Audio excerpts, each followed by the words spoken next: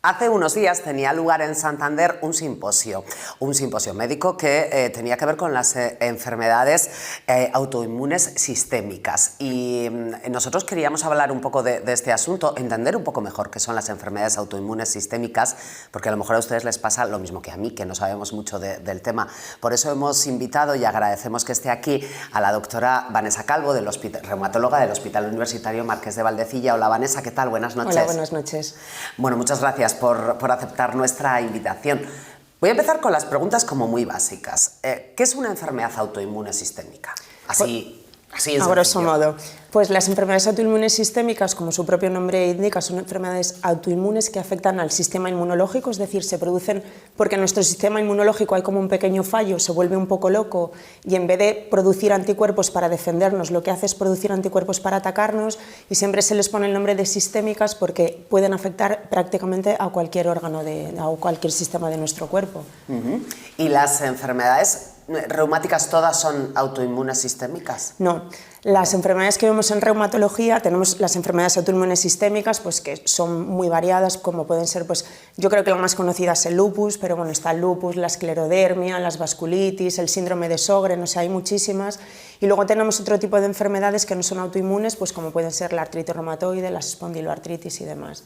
Vale, o sea, hay enfermedades que están reumatológicas, que están más relacionadas con lo que a todos nos puede sonar, digamos, y luego las autoinmunes sistémicas. ¿Ha cambiado mucho? ¿Hemos avanzado mucho en el tratamiento de este tipo de enfermedades en los últimos años? Muchísimo. O sea, nosotros siempre tratamos por esquemas terapéuticos. Sí que es verdad que cuando yo empecé a estudiar reumatología, afortunadamente ya disponíamos de muchos tratamientos, pero la evolución en los últimos 10 años ha sido espectacular. O sea, se han hecho muchísimos ensayos clínicos. Es verdad que muchos de ellos los fármacos han fallado, pero la cantidad de fármacos que tenemos a día de hoy para tratar a estos pacientes cada vez es mayor.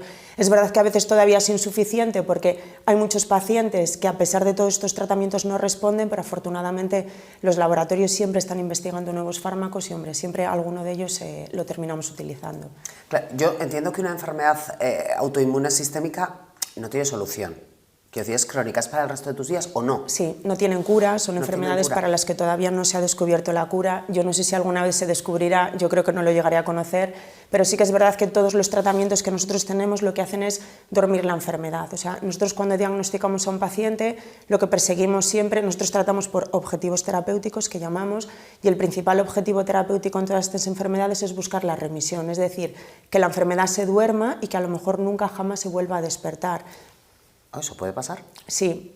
Puede ser también que una vez que tú duermes la enfermedad, o sea, nosotros una vez que ponemos un tratamiento intentamos que el paciente entre en remisión, y cuando el paciente ya lleva un tiempo en remisión, depende de la enfermedad, X tiempo, lo que intentamos hacer es optimizar el tratamiento, es decir, vamos quitándolo poco a poco, lo vamos espaciando hasta que llega un momento que incluso se puede llegar a suspender y a lo mejor el paciente nunca jamás vuelve a tener un brote, o a lo mejor lo suspendes y sí, o sea, esto es...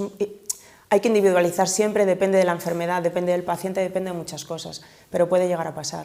Entiendo que ni todas las enfermedades autoinmunes sistémicas son iguales, ni, aunque sea pues el lupus que decíamos antes, que es una de las que más conocemos gracias a la tele también, tampoco el lupus será igual en todos los pacientes, ¿no? No, que va. Estas enfermedades son complejas, o sea, hay lupus... ¿Aquí se dice lo de cada paciente es un mundo? Sí. Cada paciente es un mundo y la misma enfermedad con el mismo tipo de afectación en dos pacientes puede ser totalmente diferente, requerir tratamientos diferentes, responder de forma muy diferente a los tratamientos. O sea, el tratamiento individualizado en cada paciente es muy, muy importante. ¿Hay un paciente tipo de las enfermedades autoinmunes sistémicas? ¿Tipo? ¿Se da más en hombres, se da más en mujeres? Depende de la enfermedad. El lupus es una enfermedad claramente de mujeres, las vasculitis hay algunas que sí que son más frecuentes en mujeres y otras son más frecuentes en hombres, pero como paciente tipo no, sí que puede ser lupus, pues el lupus sabes que es una enfermedad de mujer joven, pero puede afectar a hombres mayores, o sea, nunca hay un paciente como prototipo de cada enfermedad. ¿Y qué pasa con los niños? ¿Las enfermedades autoinmunes sistémicas cuándo debutan? ¿Se nace con ellas o se desarrollan a lo largo de nuestra vida? Nosotros creemos, bueno, aquí evidentemente hay muchísimas cosas que no se saben todavía, pero la idea es que un paciente nace, más que nacer con la enfermedad, nace genéticamente predispuesto, es decir, Sí. tiene unos genes que le predisponen a tener esa enfermedad. Entonces, de repente, ante una causa desencadenante, que a veces no se sabe cuál es, otras veces puede ser pues un fármaco, una infección, un antibiótico, es como un efecto trigger que llamamos nosotros, que lo que hace es que la enfermedad debute. Pero ¿cuándo va a debutar? No lo sabemos. A veces debutan en niños, es verdad que no son tan frecuentes en niños, las enfermedades autoinmunes sistémicas son más frecuentes en la edad adulta, a veces debutan en gente joven, a veces debutan en gente de 80 años, o sea, nunca se sabe. ¿Y cómo se diagnostica una enfermedad autoinmune sistémica? A ver si amplío la pregunta, ¿se diagnostica por descarte? No es esto, no es esto, no es esto. A veces sí, o sea, siempre hay que hacer un diagnóstico diferencial, evidentemente, con todas las enfermedades, porque tú tienes que descartar todas las enfermedades que pueden causar lo que al paciente le está pasando, pero normalmente el diagnóstico se basa en muchas cosas, pues evidentemente en la anamnesis al paciente les preguntamos muchísimas cosas, en función de lo que te va preguntando el paciente, tú lo puedes ir como clasificando, te vas haciendo una idea en tu cabeza de qué tipo de enfermedad puede tener, la exploración física, que a nosotros nos aporta muchísima información, y evidentemente pruebas complementarias, o sea, tanto analítica como pruebas de imagen, o como muchas veces, que es lo que nos da el diagnóstico definitivo, la anatomía patológica, es decir, hacer una biopsia. Pues, por ejemplo, un paciente con un lupus que tiene una afectación renal, casi siempre, y si no hay contraindicación, se biopsia el riñón, porque esa biopsia nos va a decir si el paciente tiene una nefritis lúpica o no, qué clase de nefritis lúpica tiene, cuánta actividad, cuánta cronicidad, o sea, a nosotros la anatomía patológica nos aporta muchísima información. No podemos obtener muestras en todas las enfermedades porque no todas se diagnostican por biopsia, pero en las que podemos, evidentemente, siempre intentamos hacer una pequeña biopsia, porque es verdad que a los pacientes muchas veces no les gusta porque es un procedimiento invasivo, pero a nosotros nos aporta infinita información. Porque, ya te digo yo por qué no les gusta. Bueno, aparte porque es una pequeña, para un paciente es una intervención. Sí, no, normal. Porque suena a gravedad. A mal. Suena a mal, sí, efectivamente. Una biopsia suena a algo que, si ya estamos hablando de algo muy serio. Una enfermedad autoinmune es seria. Una enfermedad autoinmune es una enfermedad seria, o sea, si es una enfermedad que requiere un diagnóstico precoz, un tratamiento precoz y evidentemente un buen seguimiento por un especialista, desde luego, porque hay muchas veces que las enfermedades autoinmunes debutan de una forma muy leve, pero si tú no las diagnosticas a tiempo y no las tratas bien, esas enfermedades siempre pueden tender hacia la gravedad, o sea que requieren, desde luego, diagnóstico temprano, tratamiento temprano y un seguimiento por un especialista. ¿Cómo llega un paciente a reumatología para que le sea diagnosticada una enfermedad autoinmune sistémica, un lupus, por ejemplo? Depende. Hay veces que llegan a través del médico de atención primaria, pues un médico de atención primaria que, imagínate, pues no sé, ve una mujer joven que tiene cansancio, que se le empieza a inflamar alguna articulación, que tiene manifestaciones cutáneas, o sea, yo creo que nosotros tenemos muy buena relación con los médicos de familia, tenemos protocolos de derivación, tenemos una unidad que vamos a los centros de salud y eso nos facilita mucho las cosas, porque es verdad que los médicos de atención primaria nos comentan los pacientes directamente, ¿sabes? O a veces tienen un paciente en la consulta, oye, ¿te importa echarle un vistazo? Pues esa comunicación con primaria nos facilita mucho el diagnóstico precoz. Otras veces pues es un paciente que viene a urgencias porque se le inflama una articulación o porque se le empiezan a inflamar las piernas, o sea, depende un poco, pero en las principales vías, atención primaria o desde urgencias es lo más frecuente. Vale, estaba yo pensando en si os llegaban, pero por lo que me estás contando entiendo que no. ¿No os llegan pacientes que están cansados de pasar por consultas y que nadie sepa lo que tienen? A veces sí, es verdad que... ¿Cómo se le trata a un paciente que ya le han visto 4 tipos diferentes de médicos de distintas especialidades y que nadie sabe lo que tiene? Pues a veces es complejo porque es verdad que los pacientes llegan a tu consulta ya cansados, como sí. Bueno, pues me va a ver el 5.º especialista, a ver descreídos, ¿no? Tengo que volver a contar otra vez lo mismo, que yo creo que es una cosa que a los pacientes les cansa mucho, pero claro, a nosotros, o por lo menos a mí, yo siempre les digo, yo entiendo que usted lo ha contado 4 veces, pero yo necesito que me lo cuente a mí, porque muchas veces el paciente te cuenta, pero tú diriges un poco la anamnesis, ¿no? O sea, las preguntas que le haces. Entonces, a veces sí que es complejo, pero bueno, yo creo que si tú empatizas con el paciente, le explicas un poco la situación y que luego yo digo lo mismo, o sea, cada uno sabemos de lo nuestro, dentro de que todos son médicos, pues es como si a mí me viene un paciente con una cefalea que pasa por mí, por el cardiólogo, por el nefrólogo, y hasta que le ve el neurólogo nadie diagnostica bien al paciente ni nadie le pone un correcto tratamiento porque evidentemente el especialista en cefaleas es el neurólogo, lo mismo pasa con nuestros pacientes. dentro de que igual es mucho más complejo porque muchas veces los pacientes con enfermedades autoinmunes sistémicas lo primero que notan es eso, pues que están cansados, que les duelen las articulaciones, que tienen un poco de febrícula, a veces no se le da mucha importancia porque dices, bueno, pues esto es una infección viral o lo que sea, entonces a veces sí que es verdad que llevan un periplo de médicos grande, otras veces los diagnosticamos rápido. Has mencionado en un par de veces la importancia de hablar con ellos, de preguntarles, incluso de dirigir un poco en función de lo que te van contando, escucharles en definitiva. Y sin embargo, muchas veces también se os acusa a los especialistas, probablemente injustamente, de a veces de un poco de frialdad con los pacientes. Puede ser, y yo siempre digo que esto es un poco culpa de protocolismo, digamos. Es un poco culpa del sistema. O sea, nosotros vemos muchos pacientes al día, entonces a veces, o sea, no solamente hay que preguntarles, yo siempre digo que a los pacientes hay que contarles y explicarles, porque un paciente cuando tú le diagnosticas una enfermedad, si tú no le explicas nada, lo primero que va a hacer es irse a internet. Probablemente lo que encuentre en internet, yo siempre les digo, es de lo malo lo peor, lo que casi nunca nosotros vemos. Entonces al final... Internet es un pozo de podredumbre. Los Totalmente. buscadores, me refiero en cuanto a medicina, sí. Para los que no sabemos de medicina. Claro, pues porque al final es eso, te pone, ¿tienes un lupus? No, bueno, te vas a morir por una insuficiencia renal, que no, o sea, que para eso hay tratamientos, que para eso estamos los especialistas, entonces yo siempre intento dedicar, sobre todo a los pacientes nuevos, ¿no? Cuando tú les diagnosticas algo, siempre intento dedicar tiempo a explicarles, mire, su enfermedad consiste en esto, le puede pasar esto, le voy a pedir estas pruebas, le voy a poner estos tratamientos, pero eso al final te lleva tiempo, y cuando tú llevas 1 hora y media de espera y sabes que tienes 5 pacientes en la sala de espera, pues muchas veces es como que yo echo un poco de menos eso, la falta de tiempo para poder explicar al paciente. Para hablar más con ellos, sí, ¿no? Sí. Es que claro, esta pregunta entiendo que no tiene una respuesta única. ¿Cuál es la calidad de vida de una persona que tiene una enfermedad autoinmune sistémica? Con un buen control normal. Normal. O sea, si la enfermedad autoinmune sistémica está perfectamente controlada, las personas pueden hacer una vida rigurosamente normal como si no tuviesen su enfermedad. Siempre con la precaución de, pues evidentemente... Bueno, revisiones, etc. Llevar un estilo de vida saludable, hacer ejercicio, que es muy importante en nuestras enfermedades, o sea, llevar una vida sana y tomar la medicación, que es muy importante también. Vale, el ejercicio. En este simposio, una de las cosas en las que se centraba precisamente era en los beneficios de caminar y del ejercicio físico en general. Que entiendo que para este tipo de pacientes y para todos, supongo, ¿no? Para todos. Para todos. Para los que somos pacientes de algo y los que lo vamos a ser. Efectivamente, pues porque caminar es cardiosaludable, todo el mundo lo sabe, o sea, activa el sistema circulatorio, favorece que pierdas peso, pero sí que es verdad que en los pacientes jóvenes yo siempre les digo que caminar no es suficiente, o sea, un paciente joven siempre tiene que hacer algo más de deporte, porque caminar no es suficiente. Se nos mete en la cabeza, escuchamos ese tipo de consejos, hacemos caso, quiero decir. Hay gente que sí, hay gente que no. Yo siempre digo que yo soy probablemente de las reumatólogas más pesadas con el ejercicio, o sea, yo siempre les insisto en las consultas, tiene usted que hacer deporte 2 o 3 veces a la semana.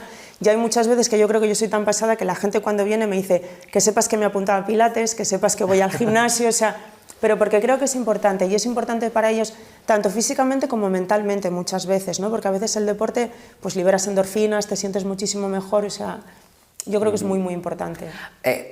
Aunque la relación entre, quiero decir, aunque lo de mens sana in corpore sano está escrito desde hace mucho tiempo, pero y la relación entre el deporte y una vida saludable es conocida desde hace mucho tiempo, la sensación que existe es que últimamente todos los especialistas nos contáis que es bueno hacer deporte, pero para muchas cosas, desde para prevenir el Alzheimer hasta para prevenir un cáncer de mama y ahora, pues eso, un lupus, por ejemplo, o una vasculitis. O sea, no lo previene, porque evidentemente hacer deporte no previene las enfermedades autoinmunes, pero sí que es verdad que... O mejora tus circunstancias. Efectivamente, es como uno de los pilares del tratamiento, o sea, pero entra parte de esa vida sana, ¿no? Pues llevar una dieta mediterránea saludable, evitar el consumo de azúcares, grasas y demás, o sea, lo que todos ya no sabemos. Y eso adicionalmente, si tú le añades el deporte, pues haría ya perfecto.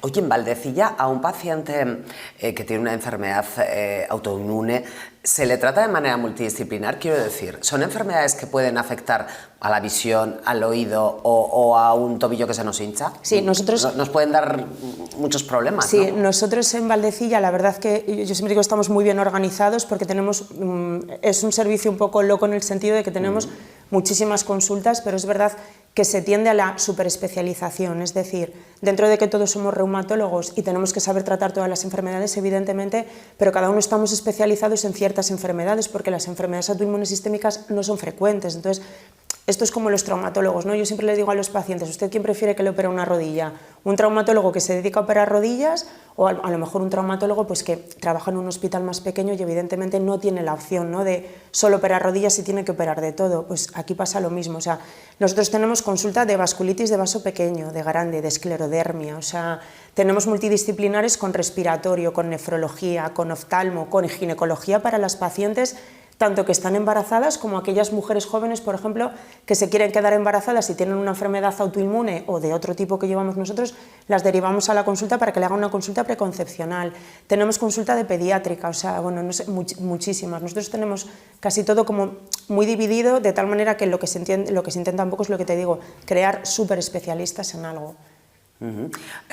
O sea, súper especialistas en algo y además a un mismo paciente hay muchos médicos, muchos profesionales que le atienden. Claro, a veces se atienden de forma conjunta, por ejemplo, yo tengo una consulta junto con nefrología de enfermedades glomerulares, que justo la tenemos los jueves, hoy ha sido, normalmente la hacemos todos 2 jueves al mes, entonces lo que hacemos es, el nefrólogo y yo pasamos juntos y vemos pacientes pues, con lupus con afectación renal, con vasculitis con afectación renal, y yo siempre digo que son consultas muy buenas tanto para el paciente como para nosotros, porque nosotros aprendemos mucho, es decir, yo aprendo mucho del manejo un poco de nefroprotección que hacen ellos pueden aprender de otro tipo de manejo de síntomas extrarrenales de las enfermedades, entonces al final en una sola consulta o sea, es como que haces como todo a la vez, ¿no? O sea, muchas veces el paciente viene una vez, no viene 2 veces al hospital, pides una analítica, no pides 2, o sea...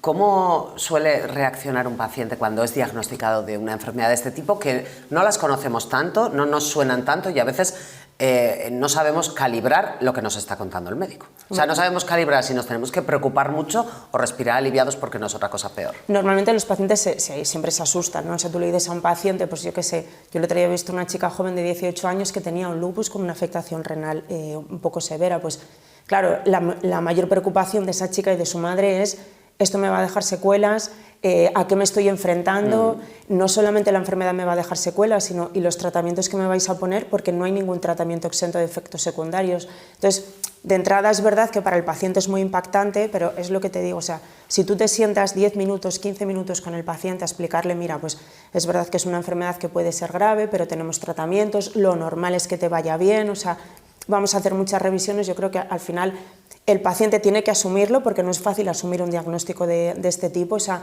no te están diciendo tienes una artrosis en un dedo, o sea, te están diciendo tienes una enfermedad que potencialmente puede ser muy grave, pero yo creo que si tú das confianza al paciente y le explicas, en general lo asumen y lo llevan bastante bien.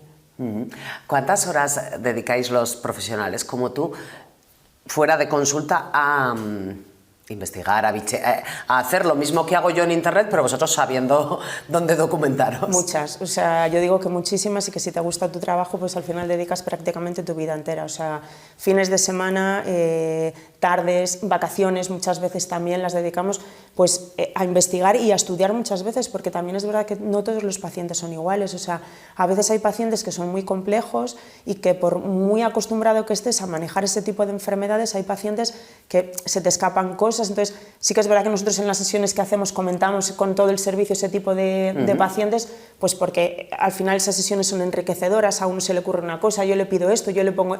Entonces al final esos pacientes complejos se tratan y se comentan un poco de forma conjunta, pero dedicamos muchísimas horas. O sea, sí que existe esto que, jolín, de reunión de trabajo, sí, y de intercambio de posiciones, sí, posturas, ideas.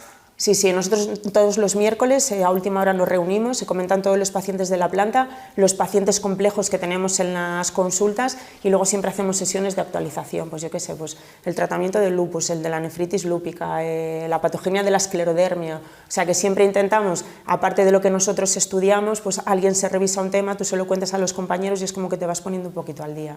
Y luego asistimos a, pues eso, simposios, cursos, congresos, todo. Al comienzo de la entrevista te he preguntado cómo hemos avanzado y me has dicho mucho.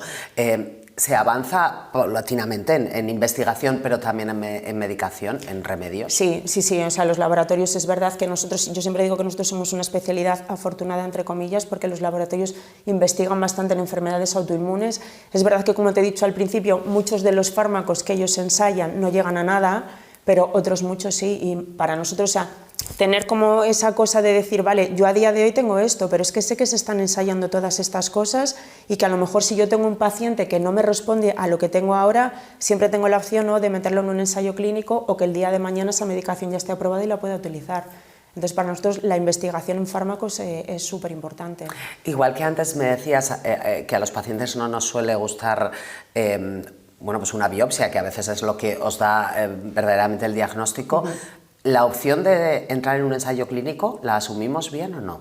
Depende, yo creo que lo mismo, ¿no? Si tú a los pacientes, yo creo que muchas veces la comunicación. La base de medicina es explicar bien las cosas, o sea, hay muchas veces que tú explicas bien las cosas y aún así el paciente te dice, no, mira, yo no quiero entrar en un ensayo, pero evidentemente los ensayos que hacemos en Valdecilla son ensayos en fases avanzadas, o sea, hombre, sí, claro. Sabes que no es, muchas veces no se aceptan ensayos para valorar efectos secundarios, sino cuando eso ya se ha valorado.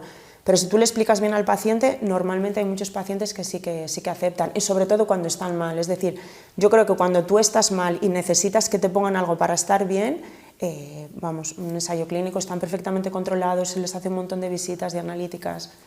¿Ahora hay más enfermedades autoinmunes o hay más personas que sufrimos enfermedades autoinmunes sistémicas o ahora se diagnostican más y mejor? Yo creo que se diagnostican más, mejor y más rápido. Yo creo que antes también existían, se sabía muchísimo menos, pero a día de hoy, bueno, es que a día de hoy se siguen descubriendo enfermedades autoinmunes, es verdad que ya no tantas, pero yo creo que a día de hoy somos mucho más conscientes, desde familia también se es mucho más consciente de que existen estas enfermedades y ante la mínima duda nos lo envían, que a veces lo envías y no es, pero por lo menos el paciente ha sido valorado por un especialista en enfermedades autoinmunes que ha descartado que pueda tener esa enfermedad, pero sí que es verdad que yo ahora creo que somos mucho más conscientes de las enfermedades y nos permite diagnosticarlas antes y a mucha más gente, claro. Antes has dicho también que desde Valdecilla, o bueno, desde vuestra especialidad, tenéis contacto con el sistema de atención primaria, con el primer médico al que vamos cuando nos pasa algo. Esa relación también a mí me parece muy importante, ¿no? Lo es, lo es. El primer médico al que uno visita, salvo que vayas a urgencias, cuando te pasa lo que sea, es tu médico de familia. Sí, nosotros tenemos una unidad, aparte de las autoinmunes, que no tiene nada que ver, que es la unidad de músculo esquelético, que lo que hacemos es ir nosotros a los centros de salud a ver patología mecánica. O sea, esto quiere decir una artrosis de rodilla, una tendinopatía del hombro y demás. O sea, vais los reumatólogos al ambulatorio. Nosotros vamos al ambulatorio y vemos a los pacientes allí, ¿no? Lo tenemos como dividido, lo que es la parte más de autoinmunes, pues artritis reumatoide, psoriásicas, espondiloartritis, todo eso lo vemos en Valdecilla, y lo que es la parte más mecánica de patología de articular mecánica. Sí, en lo que pienso yo cuando pienso en un reumatólogo, eso es. La artrosis, la artritis, la rodilla que no va bien. También lo tratamos, eso es, pues eso lo vemos más en el centro de salud, es como que lo tenemos dividido. Y el hecho de estar en el centro, tenemos asignados los centros de salud, es decir, cada reumatólogo tiene sus propios centros de salud, entonces el hecho de tú estar allí siempre te da, o da la ventaja, y a nosotros también, de tener una comunicación muy estrecha con los médicos de atención primaria, porque el médico de atención primaria, cuando pica tu consulta, sabe quién va a estar detrás, o sea, nos comentan muchísimas cosas, y gracias a esos pacientes que nos comentan a veces, pues muchas veces podemos diagnosticar de forma precoz a los pacientes, los citamos rapidísimo, es decir, normalmente el paciente, si te lo comentan hoy y tú consideras que es una cosa para ver pronto, se ve al día siguiente o al siguiente, o sea, no tenemos demora para ver a los pacientes. En atención primaria es fundamental, aquí hemos entrevistado a más médicos de atención primaria que a especialistas, y en atención primaria siempre nos cuentan que es fundamental también escuchar al paciente, conocerle un poco, ¿no? No es lo mismo una angustias de la vida como yo, que soy una miedosa, y hay que conocerme también, porque si no, pues pensaría que esta paciente se va a morir en todo momento. ¿Para vosotros también es importante, en la medida en la que un especialista puede conocer un poco al paciente? Sí, claro, porque te aportan mucha información. Saber si es miedoso, si no es miedoso, si es quejica, si no es quejica. Sí, luego muchas veces pues, los pacientes, a veces, yo qué sé, les duele una rodilla, imagínate. Sí. No, pues es que quiero que me vea el especialista. Yo muchas veces digo, pero si es que yo a usted no la conozco de nada, o sea, realmente el que le lleva conociendo durante los 15 años, 10 años o 5, que le lleva doliendo la rodilla es su médico de atención primaria. Entonces a veces ellos a nosotros también nos aportan mucha información de, pues mira, yo qué sé, pues este paciente creo que lo tienes que ver pronto, porque normalmente es un paciente que no se suele quejar, y si vienes por algo, ¿sabes? Y esa información, yo creo, como menos médica, también es verdad que es muy importante. Ahora que hablamos, bueno, ahora y siempre, pero sobre todo desde la pandemia hablamos mucho más de sanidad, de nuestros profesionales sanitarios, de la falta que tenemos de ellos. ¿Cuánto volumen de trabajo tenéis vosotros?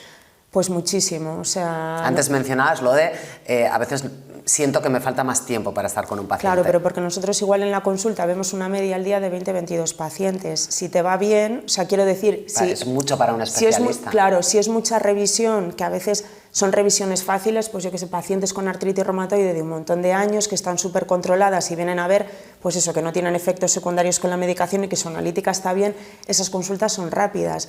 Pero, por ejemplo, yo tengo una consulta de vasculitis de vaso pequeño, o sea, 20 pacientes, 22 en esa consulta es un agobio, porque al final son pacientes que son complejos, que aunque sean pacientes de tiempo y estén bien, claro, tú tienes que mirar muchas cosas, preguntar muchas cosas al paciente, entonces ese es nuestro problema, que muchas veces no dispones del tiempo suficiente, pues no para poder atender bien al paciente, sino para sentarte un poco con él y preguntarle como un poco más o explicarle un poco más, pues eso, en qué consiste su enfermedad.